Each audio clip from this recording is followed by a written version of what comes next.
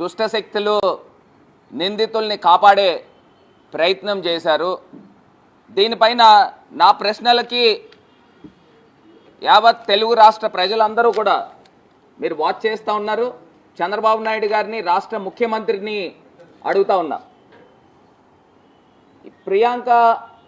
Doctor ప్రియాంకని అతి కిరాతకంగా ఇద్దరు నిందితులు తలపైన ఎక్కించుకుని కార్ని తీసుకెళ్ళిన తర్వాత, అంత దుర్మార్గంగా ఆ హత్య చేసిన తర్వాత 3 రోజుల పాటు ఈ యొక్క అంశాన్ని వెలుగులోకి ఎందుకు రాలేదు? ప్రధానమైన ఛానల్స్ కానీ, పోలీస్ డిపార్ట్మెంట్ కానీ, వార్తాపత్రికల్లో కానీ ఈ అంశము కప్పిపుచ్చే కార్యక్రమం ఎవరు చేశారు? మొదటి ప్రశ్న. రెండో ప్రశ్న,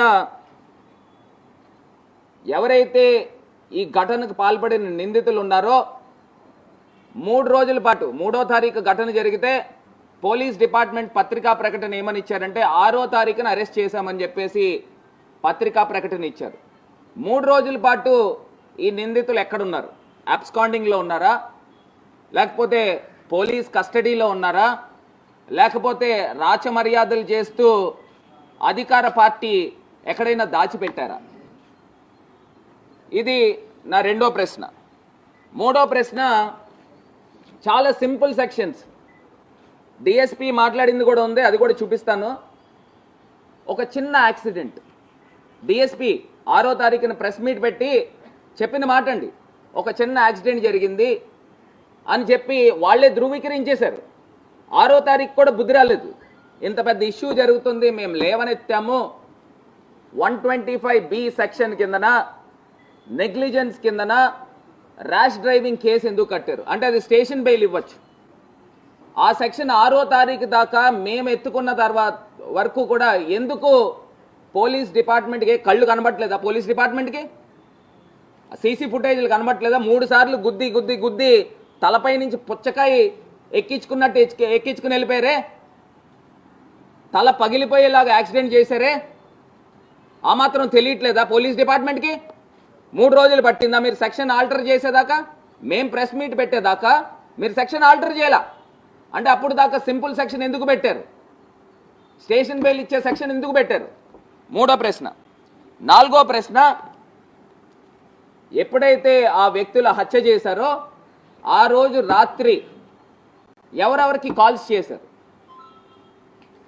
ఎవరెవరు ప్రమేయంతో పోలీసుల పైన ఒత్తిడి చేసి కాపాడే ప్రయత్నం చేశారు? ఖచ్చితంగా రైట్ టు ఇన్ఫర్మేషన్ యాక్ట్ కింద మేము వేస్తాము. కాల్ డేటా రికార్డు పబ్లిక్లో పెట్టాలి. ఆ నిందితులు ఎవరెవరికి ఫోన్ చేశారు, ఎవరు వెనకాల ఉన్న ఆ దుష్టశక్తులు ఎవరున్నారు, వాళ్ళని కాపాడే ప్రయత్నం ఎవరు చేశారు? ఇది 4వ ప్రశ్న. 5వ ప్రశ్న,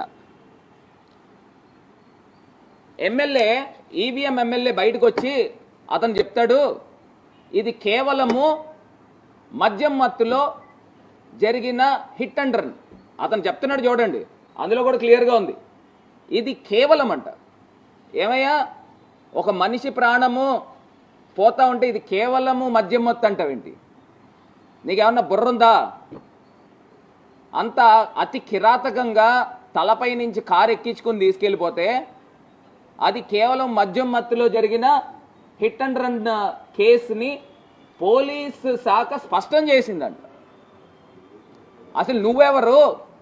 పోలీస్ డిపార్ట్మెంట్కి అన్ని ఎవిడెన్స్ ఉన్న తర్వాత నీ ఇష్టం వచ్చిన మెసేజ్లు నీ ఆఫీషియల్ పేజ్లో పెడతావా? అసలు నువ్వెవరు? వాళ్ళ తమ్ముడు కూడా మాట్లాడాడు, డాక్టర్ ప్రియాంక తమ్ముడు కూడా మాట్లాడాడు, అది కూడా చూపిస్తాను. దాని తర్వాత నా 6వ ప్రశ్న, రాజమండ్రిలో చిన్న ఘటన. మొన్న ఓపెన్ ఎయిర్ థియేటర్ది ఆ స్క్రీన్ మునిగిపోయిందని చెప్పి రాజమండ్రిలో సోషల్ మీడియా పేజీలు కోడై కూసినాయి. ఇంత పెద్ద ఘటన జరిగి 2 తెలుగు రాష్ట్రాలని కుదిపేసే ఘటన జరిగితే రాజమండ్రి సోషల్ మీడియా ఇన్ఫ్లుయెన్సర్ పేజీలు ఎందుకు మోగబోయినాయి? ఎవరు ఒత్తిడి చేశారు? పోస్టులు చేయొద్దు అని చెప్పేసి ఎవరు వాళ్ళని వారించారు? దీనిపైన సమగ్రమైన ఎంక్వైరీ జరగాలి.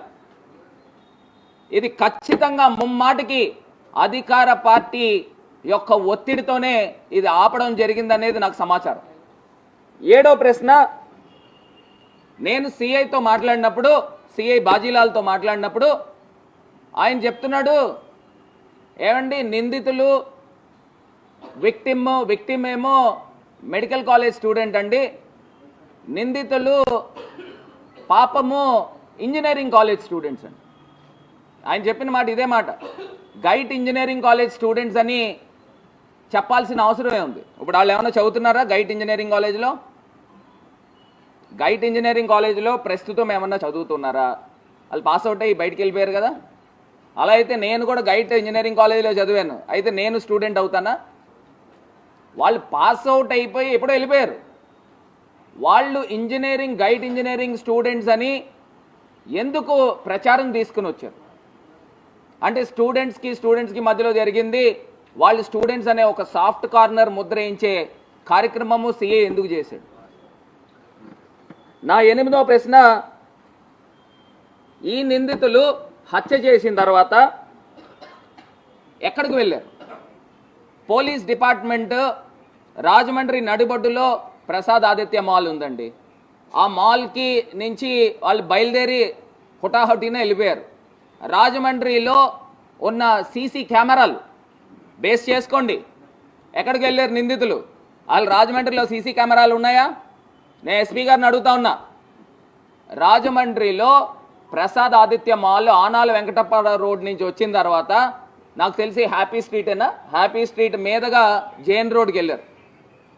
ఆ ప్రాంతం దగ్గర నుంచి మోరంపూడి వైపుకి వెళ్ళారా, లేకపోతే కోటిపల్లి బస్ స్టాండ్ వైపు వెళ్ళారా, లేకపోతే తిలక్ రోడ్డు వైపు వెళ్ళారా?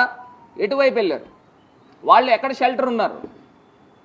ఖచ్చితంగా ఆ రోజు నైటే పోలీస్ డిపార్ట్మెంట్ వాళ్ళని పికప్ చేశారు. కానీ 6వ తారీఖున వాళ్ళని అరెస్ట్ చేశారని చెప్పేసి రికార్డ్స్లో చూపిస్తున్నారు. అసలు ఈ నిందితులు ఎక్కడికి వెళ్ళారు? ఆ రోజు ఎక్కడ ఉన్నారు? పోలీస్ డిపార్ట్మెంట్ని సూటిగా ప్రశ్నిస్తున్నా. 9వది, అసలు ఇంత జరుగుతున్నా ప్రకాష్ నగర్ సిఐ పైన ఎందుకు ఈ ప్రభుత్వము చర్యలు తీసుకోలేదు? నేను మొన్న చూశానండి. మొన్న డాక్టర్ ప్రియాంక పాప తండ్రి వచ్చినప్పుడు ప్రకాష్ నగర్ సిఐ సివిల్ డ్రెస్లో ఉన్నాడు. ఆయన డిపార్ట్మెంట్కి సంబంధించి, ఆయన స్టేషన్కి సంబంధించి ఆయన విచారణ చేస్తూ ఉన్నాడు. నేను చూశాను, ఆ వీడియో కూడా ఉంది, ఒకసారి ఆ వీడియో కూడా తెప్పించాము. ఆయన గళ్ళ చొక్కా వేసుకుని కలెక్టర్ బంగ్లా దగ్గర సివిల్ డ్రెస్ వేసుకుని ఉన్నాడు. అంటే ఆన్ డ్యూటీలో లేవా? ఇంత పెద్ద ఘటన జరుగుతుంటే ఆన్ డ్యూటీలో ఉండడా? సిఐ గళ్ళ చొక్కా వేసుకుని ఆ యొక్క విక్టిమ్ ఫాదర్తో మాట్లాడుతూ ఉన్నాడు. అసలు ఏం జరుగుతూ ఉంది ఆంధ్రప్రదేశ్లో? నా 10వ ప్రశ్న చాలా ఇంపార్టెంట్. 10వ ప్రశ్న నేను చెప్తా ఉన్నా. మా సోషల్ మీడియా పేజెస్లో నేను పోస్ట్ చేశాను. రాష్ట్ర మాజీ ముఖ్యమంత్రి వర్యులు జగన్మోహన్ రెడ్డి గారు కూడా ఎక్స్లో పోస్ట్ చేశారు. ఏమి అంత అఫెన్సివ్ కంటెంట్ ఉందని నా పోస్ట్ని మెటాకి పంపించి డిలీట్ చేయించారు? నేను అడుగుతా ఉన్నా, సూటిగా ప్రశ్న అడుగుతా ఉన్నా. ఫేస్బుక్లో నేను పోస్ట్ చేసిన అంశము డాక్టర్ ప్రియాంక ఘటన గురించి నేను పోస్ట్ చేస్తే వీళ్ళు పోలీస్ డిపార్ట్మెంటా లేకపోతే రాష్ట్ర ప్రభుత్వమా ఎవరు మెటాకి కన్సల్ట్ చేసి ఆ పోస్ట్ని డిలీట్ చేయించారు? అంటే అంత అఫెన్సివ్ ఏముంది అందులో? నేను చూపించింది ఏముంది? జరిగిన వాస్తవాల గురించి మాట్లాడిన దాంట్లో అన్డెమోక్రటిక్గా అఫెన్సివ్గా ఏమన్నా అంశం ఉందా? మీరు ఎలా అంటే పబ్లిక్కి వెళ్లకుండా చేరకుండా దీన్ని డిలీట్ చేసే కార్యక్రమం చేశారు. అలా అడుగుతా ఉన్నా, అసలు మనం ప్రజాస్వామ్యంలో బతికి ఉన్నామా? అసలు నేను ఇక్కడ ఉన్న స్థానికంగా ఉన్న ఎమ్మెల్యేని అడుగుతా ఉన్నా, బాధ్యత లేదా నీకు? స్థానికంగా ఉన్న ఎమ్మెల్యేకి బాధ్యత లేదా? ఇంత పెద్ద దుర్ఘటన జరిగితే అసలు నీకు ఎంత అహంకారంతో ఇది కేవలం మద్యం మత్తులో జరిగిన హిట్ అండ్ రన్ కేసు అని నువ్వు ఎలా ధృవీకరిస్తావు? నువ్వెవరు ధృవీకరించడానికి? అంటే ఇదంతా కూడా చాలా పెద్ద స్టోరీ జరిగింది. 3 రోజుల పాటు హై డ్రామా జరిగింది. నిందితుల్ని కాపాడే ప్రయత్నం చేశారు. ఆ కాపాడే ప్రయత్నం ఎవరు చేశారు? ఇవి కదా బయటికి రావాల్సింది. నేను ఇవాళ చెప్తా ఉన్నా, చంద్రబాబు నాయుడు గారికి హెచ్చరిస్తా ఉన్నా, ముఖ్యమంత్రికి, ఢిల్లీలో నిర్భయ ఘటన ఏ రకంగా అయితే జరిగిందో, కోల్కతాలో డాక్టర్ అభయ ఘటన ఏ రకంగా అయితే జరిగిందో, ఇవాళ ఆంధ్రప్రదేశ్లో డాక్టర్ ప్రియాంక ఘటన అంత దారుణంగా జరిగింది. తలపై నుంచి కారు ఎక్కించుకుని మరి తీసుకెళ్ళిపోయిన ఘటన సీసీ ఫుటేజ్లు మన కళ్ళెదురుగుండా ఉంటే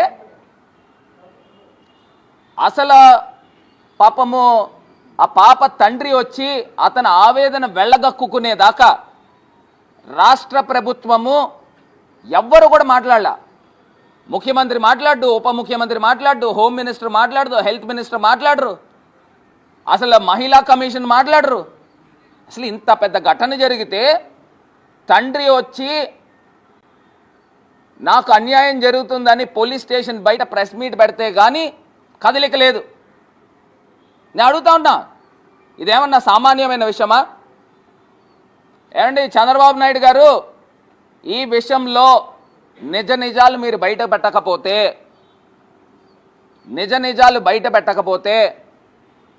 మీ ప్రభుత్వము వెస్ట్ బెంగాల్లో ఏ రకంగా అయితే డాక్టర్కి అన్యాయం జరిగిన తర్వాత మమతా బెనర్జీ ప్రభుత్వం ఏ రకంగా అయితే పడిపోయిందో అలా పేకమేడలాగా మీ ప్రభుత్వం కూడా పడిపోతుంది. గుర్తుపెట్టుకోండి. దీని వెనకాతలో ఉన్న దుష్ట శక్తులు ఎవరున్నారు దాన్ని బయటికి తీయండి, వెలికి తీయండి.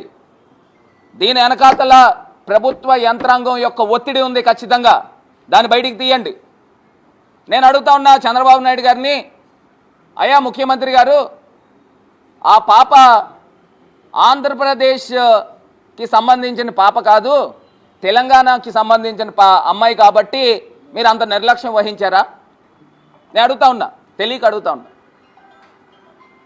అంటే తెలంగాణకు సంబంధించిన డాక్టర్ కాబట్టి, అక్కడ గద్వాలకు సంబంధించిన డాక్టర్ కాబట్టి మీరు ఆ నిర్లక్ష్యం చూపిస్తూ ఉన్నారా చంద్రబాబు నాయుడు గారు? 3వ తారీఖు ఘటన జరిగితే మీరు ఎప్పుడు స్పందించారండి? 8వ తారీఖు స్పందించారు. అప్పుడు దాకా ఎందుకు స్పందించలేదు అని అడుగుతా ఉన్నా.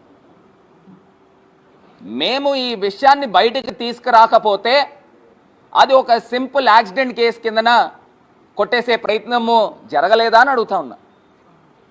నేను ఇవాళ అడుగుతా ఉన్నా, మా ఆంధ్రప్రదేశ్ ముఖ్యమంత్రి ఈ రకమైన వివక్ష చూపించాడు.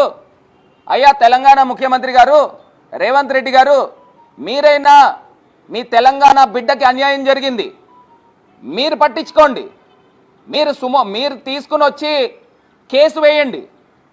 ఇక్కడ ఆంధ్రప్రదేశ్లో రాజమండ్రిలో జరిగిన ఘటనకి మీ తెలంగాణ బిడ్డకి అన్యాయం జరిగింది, మీరు కేసు వేయండి. నేను ఇంకొకటి అక్కడ ఉన్న ప్రతిపక్షాన్ని కూడా అడుగుతా ఉన్నా, బీఆర్ఎస్ ప్రతిపక్షాన్ని కూడా అడుగుతా ఉన్నా, కేటీఆర్ గారు మీరు ప్రతిపక్షంలో ఉన్నారు, మీ తెలంగాణ బిడ్డకు అన్యాయం జరిగింది, ఈ అన్ని అంశాలపైన సమగ్రమైన విచారణ చేయాలి. అసలు మీరు 20 లక్షలు కాంపన్సేషన్ ఇచ్చి చేతులు దులుపుకోవడం ఏంటండి చంద్రబాబు గారు? అసలు 20 లక్షలు కాంపన్సేషన్ ఇచ్చి చేతులు దులుపుకుంటే సరిపోతుందా? ఒక డాక్టర్కి యాక్సిడెంట్లో చనిపోలే, మర్డర్ కాబడింది. ఆ డాక్టరు తలపై నుంచి కారు ఎక్కించుకొని తీసుకెళ్ళిపోయారు. 3 సార్లు గుద్ది వెంటనే స్పీడ్గా తలపై నుంచి ఎక్కించుకుని వెళ్ళిపోతే అది హిట్ అండ్ రన్ కేసు ఎట్లా అవుతుందండి? అసలు ఎమ్మెల్యే అంటాడు ఇది కేవలం అంట. మీ ఇంట్లో మీ తాలూకా వాళ్ళు ప్రాణాలు పోలేదు కదా, అందుగురించే మీరు కేవలం అంటారా? నేను అడుగుతున్నా. అదే మన ఇంట్లో ఇలాంటి ఘటన జరిగితే ఇదే రకంగా మీరు పోస్ట్ పెడతారా? మనం అంతు చూడమా ఆ నిందితుల్ని? నేను అడుగుతా ఉన్నా. ఇవాళ నేను ఒక్కసారి ఈ పోస్టులు కూడా ఒక్కసారి చూపిస్తాను చూడండి. ఇదిగోండి, ఇది ఎమ్మెల్యే ఆదిరెడ్డి శ్రీనివాస్ పెట్టిన పోస్ట్. ఇందులో ఇది కేవలము గమనికట, మళ్ళీ ఇది కేవలం మద్యం మత్తులో జరిగిన హిట్ అండ్ రన్ కేసుని పోలీస్ శాఖ స్పష్టం చేసిందండి. అంటే 338 కేసు కిందన పోలీస్ శాఖ స్పష్టం చేసిందని నువ్వు చెప్తా ఉన్నావు. ఇది కాకుండా వాళ్ళ తమ్ముడు, ఇది బ్యాక్గ్రౌండ్, ఇది కాకుండా వాళ్ళ తమ్ముడు మాట్లాడిన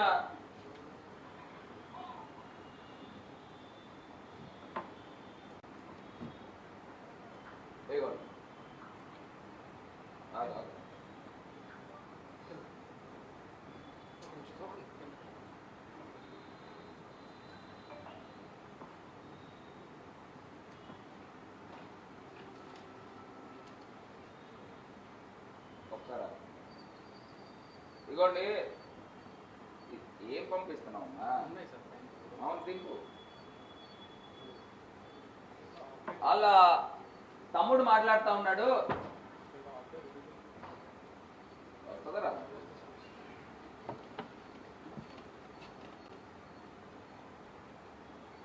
సరే, నేను ఫోన్లో చూపిస్తాను.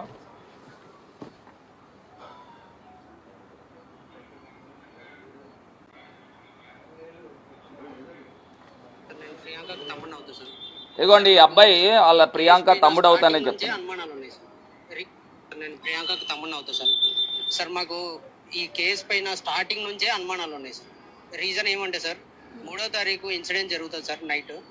4వ తారీఖు మాకు కంప్లైంట్ వచ్చింది అని చెప్పేసి మార్నింగ్ 1 o'clockకి కంప్లైంట్ రిజిస్టర్ అయినట్టు ఎఫ్ఐఆర్ కాపీలో ఇచ్చారు. తర్వాత మార్నింగ్ 5వ తారీఖు లోకల్ ఎమ్మెల్యే స్టేట్మెంట్ ఇస్తారు. మేము పోలీస్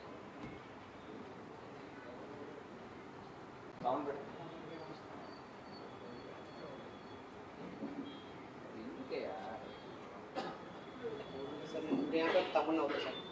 సార్, మాకు ఈ కేసు పైన స్టార్టింగ్ నుంచే అనుమానాలు ఉన్నాయి సార్. రీజన్ ఏమంటే సార్, 3వ తారీఖు ఇన్సిడెంట్ జరుగుతుంది సార్ నైట్. 4వ తారీఖు మాకు కంప్లైంట్ వచ్చింది అని చెప్పేసి మార్నింగ్ 1 o'clockకి కంప్లైంట్ రిజిస్టర్ అయినట్టు ఎఫ్ఐఆర్ కాపీలో ఇచ్చారు. తర్వాత మార్నింగ్ 5వ తారీఖు లోకల్ ఎమ్మెల్యే స్టేట్మెంట్ ఇస్తాడు దట్ మేము పోలీసులు కన్ఫైన్ చేసిండ్రు దట్ ఇది హిట్ అండ్ రన్ కేసు మాత్రమే, ఇందులో ఎటువంటి వాంటెడ్ లేదు, ఇంటెన్షన్ ఏం లేదు అని చెప్పేసి.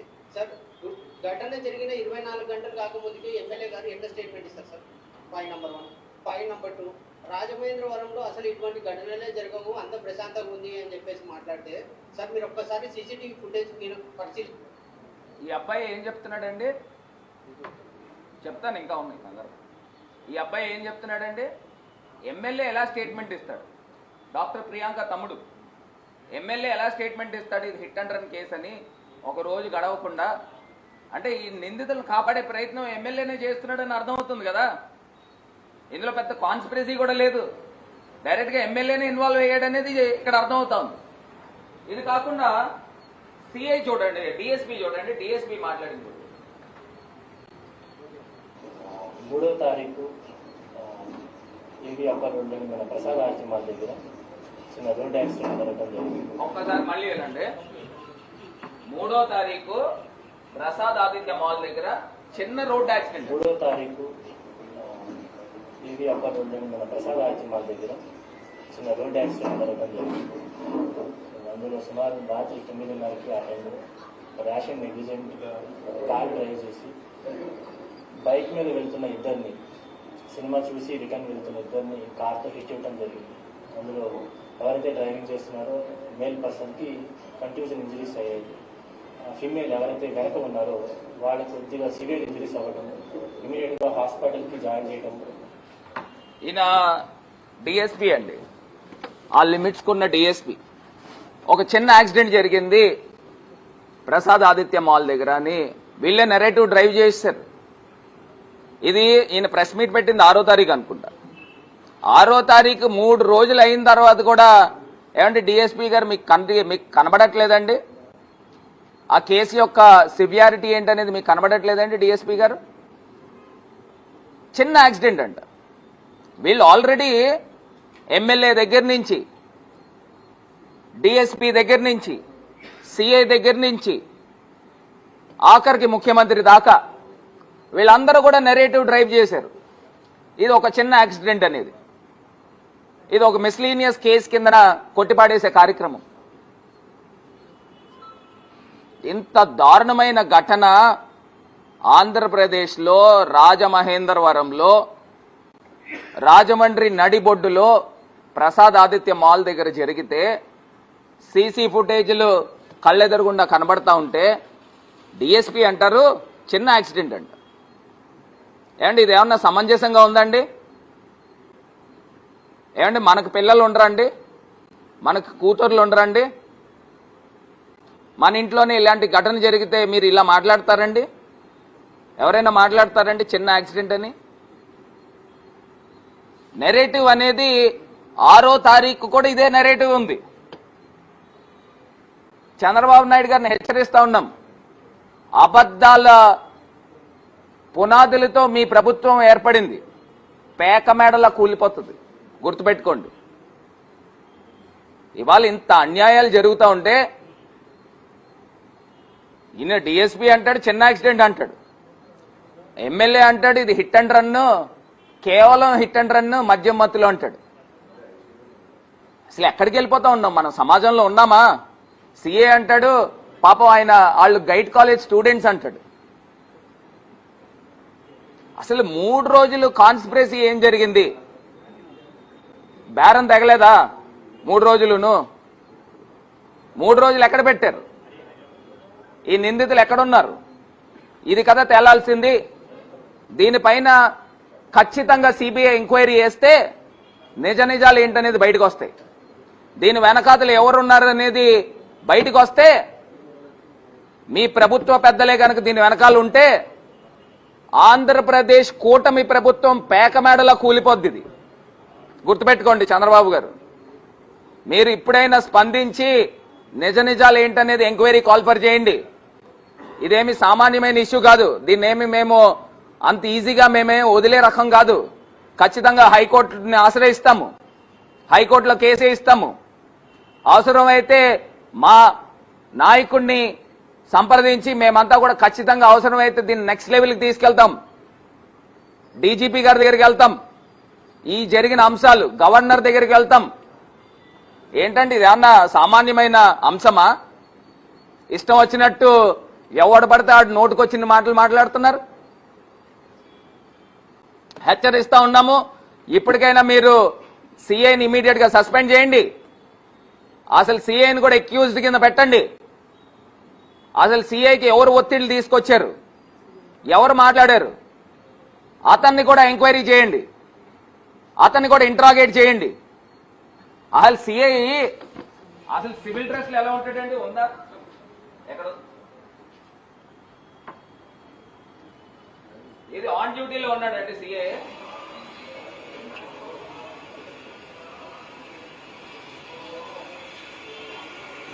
ఇవ్వండి సిఐ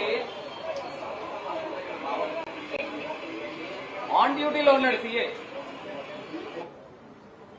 ఆయన బాధితురాలు తండ్రి.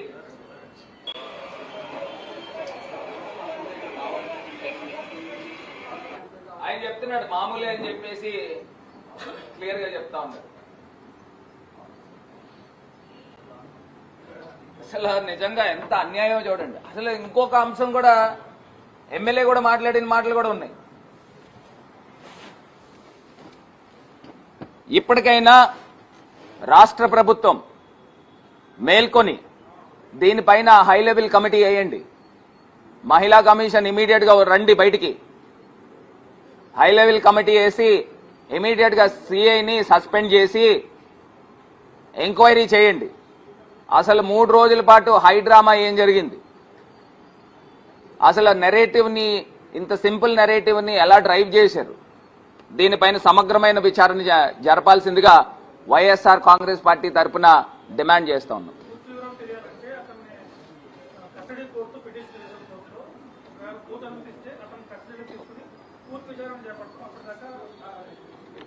నేను అడుగుతా ఉన్నానండి, అమ్మాయి చనిపోయేదాకా అసలు ఎందుకు అరెస్ట్ చేయలేదు?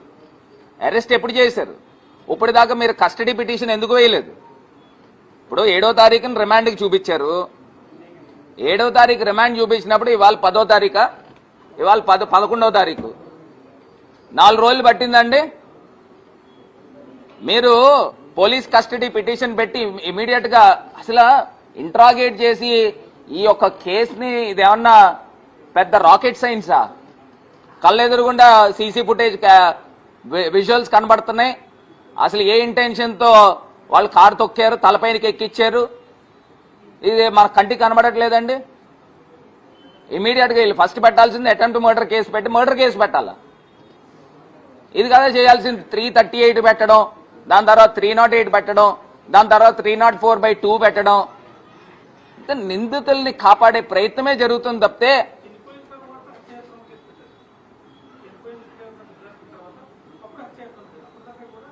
అదే నేను కూడా డే 1 నుంచి మేము మొత్తుకునేది అదే, పోరాటం చేసేది కూడా అదే. నిన్న నాకు చాలా ఎంత బాధాకరం అనంటే, డాక్టర్ ప్రియాంకకి ఇంత అన్యాయం జరిగితే మేం బంద్ పిలుపునిచ్చాం. విద్యా సంస్థలు బంద్ చేయాలని పిలుపునిస్తే 100 మంది పోలీసులు మా ఇంటి చుట్టూరు మొహరించి 144 సెక్షన్ పెట్టినట్టున్నారు. అసలు బయటికి రానివ్వకుండా, అసలు ముందు రోజు రాత్రే మా గుమ్మం బయట పడుకున్నారు 2 పోలీసులు. అసలు ఏ బేసిస్ లో మేమేమన్నా విధ్వంసాలు ఏమన్నా క్రియేట్ చేస్తామండి? నాకు తెలియక అడుగుతాను, ఏమన్నా విధ్వంసాలు ఏమన్నా క్రియేట్ చేస్తామా? శాంతియుతంగా ఆ అమ్మాయికి జరిగిన అన్యాయానికి, షీఈస్ బీయింగ్ ఏ స్టూడెంట్, ఆ అమ్మాయికి జరిగిన అన్యాయానికి ఖచ్చితంగా మనం సంఘీభావంగా రాజమండ్రిలో ఉన్న విద్యా సంస్థలు మనం బంద్ ప్రకటించాలి. ఇది రాజకీయాలకు అతీతంగా దాన్ని కూడా అడ్డుకునే ప్రయత్నం చేసి రాజకీయం చేస్తూ ఉన్నారు. ఇది చాలా చాలా దుర్మార్గం అండి, చాలా చాలా అన్యాయం అండి. ఇది మంచి పద్ధతి కాదని తెలియపరుస్తున్నారు.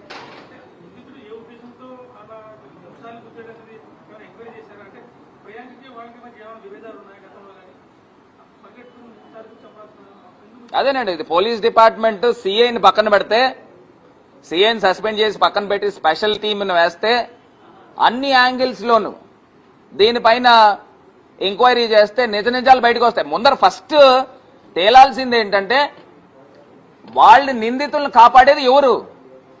బ్యాక్ ఎండ్ ఉన్న అదృశ్య దుష్టశక్తి ఎవరు? అది కదా తేలాల్సింది. లేకపోతే 3 రోజులు పట్టడం ఏంటండి? సీసీ కెమెరాలు ఆ రోజు రాత్రేది. ఇప్పుడు ఇంకోటి ఏం చెప్తున్నాడంటే, ఎమ్మెల్యే ఏం చెప్తున్నాడంటే, నాకు ఇంకోటి చాలా ఆశ్చర్యం వేసింది.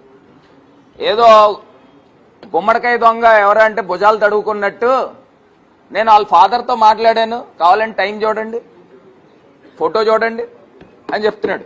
ఇంకోటి ఏం చెప్తున్నాడంటే, ఎఫ్ఐఆర్ అంట ఆ రోజు రాత్రి 9:30కి జరిగింది, 10ంటికి పోలీసులు వెళ్ళారు, 11ంటికి కంప్లైంట్ వచ్చింది, 4ంటికి 12ంటికల్లా ఎఫ్ఐఆర్ ఇచ్చేశారు అని సొల్లు కవర్లు చెప్తున్నాడు.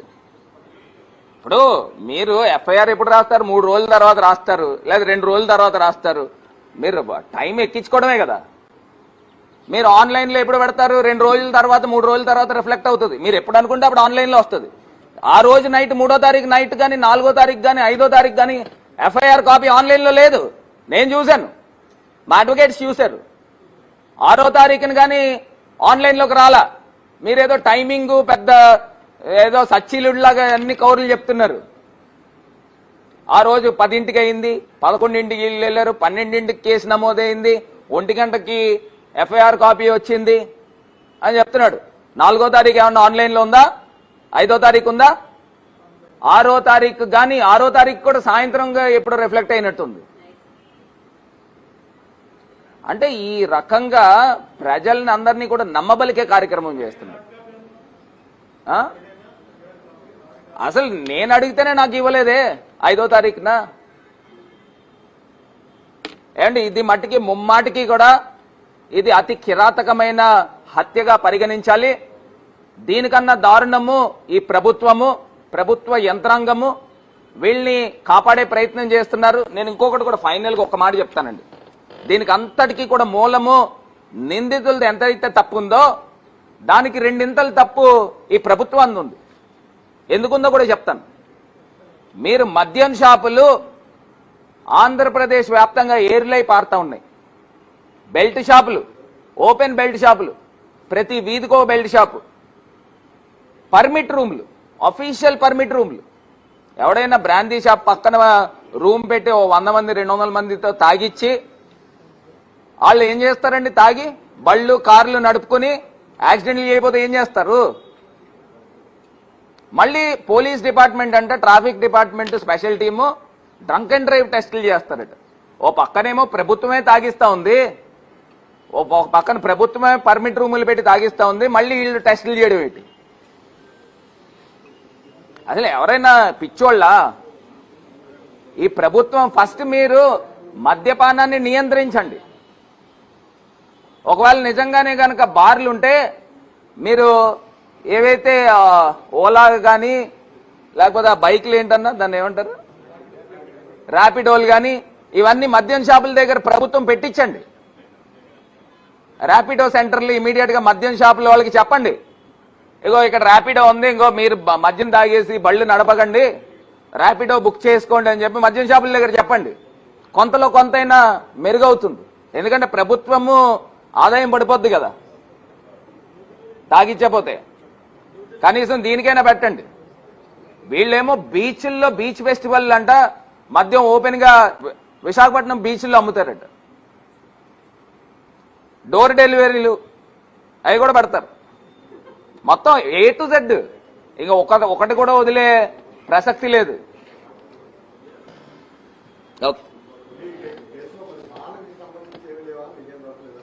ఏదండి?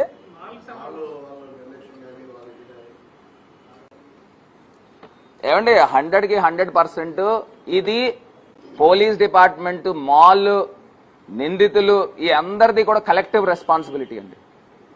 దీనికి అంతటికన్నా ప్రమాదం ఏంటంటే పోలీస్ డిపార్ట్మెంట్ ప్రమాదం కనబడుతుంది. పోలీస్ చిన్న యాక్సిడెంట్ అండి, డిఎస్పీ 6వ తారీఖు అసలు సివిల్ డ్రెస్ లో అతను ఎలా ఉంటాడని అడుగుతున్నా. సిఐ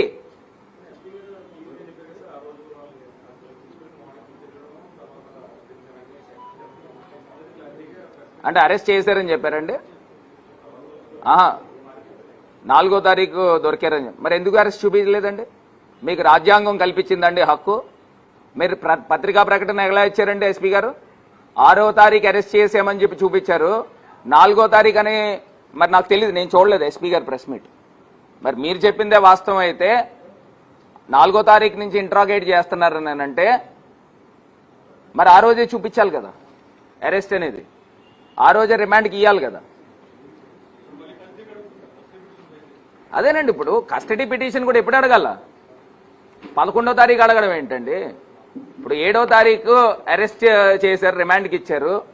8వ తారీఖు ఏమైపోయింది? 9వ తారీఖు ఏమైపోయింది? అసలు ఎందుకు మీకు కేసు పైన సీరియస్నెస్ లేదు? పోలీస్ డిపార్ట్మెంట్ వైఖరే క్లియర్ గా అర్థం అవుతా ఉంది. నిందితులను కాపాడే ప్రయత్నం చేస్తున్నారు, దీని వెనకాతలు దుష్ట శక్తులు ఉన్నాయని కూడా క్లియర్ గా అర్థం అవుతుంది. నేను ఇందాక చెప్పిన అంశాలపైన రాష్ట్ర ముఖ్యమంత్రి వర్యులు ఖచ్చితంగా ఒక స్పెషల్ టీం ని వేయాలి, దీనిపైన సమగ్రమైన విచారణ జరపాలి, సిఐని సస్పెండ్ చేసి అతన్ని కూడా విచారించాలని చెప్పి డిమాండ్ చేస్తాం.